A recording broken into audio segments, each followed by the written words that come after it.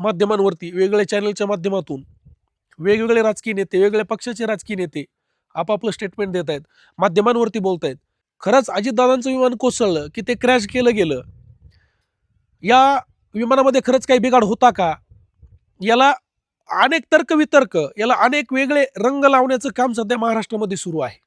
या गोष्टीची येत्या काळामध्ये निश्चितपणे CID चौकशी होईल, वेगळ्या चौकशी लागतील आणि सत्यता काय आहे, या घटनेची नेमकी सत्यता काय आहे, हे प्लेन क्रॅश होण्याची कारणं नेमकी काय आहेत आणि याच्या पाठीमागे काही राजकीय हेतू होता का, हा नेमकी सगळा घटनाक्रम नेमकी काय आहे, सध्या याच्यावरती कोणी काही बोलू शकत नाही. आपण फक्त तर्कवितर्क सध्या लावू शकतो. महाराष्ट्रातून वेगवेगळ्या चॅनलच्या माध्यमातून अनेक लोक आपले मतं मांडतायत, अनेक राजकीय पुढारी आपले मतं मांडतायत. महाराष्ट्रातल्या प्रत्येक खेड्यापाड्यातून, महाराष्ट्रातल्या प्रत्येक शहरातून अजितदादा यांच्या निधनामुळं लोक शोक व्यक्त करतायत.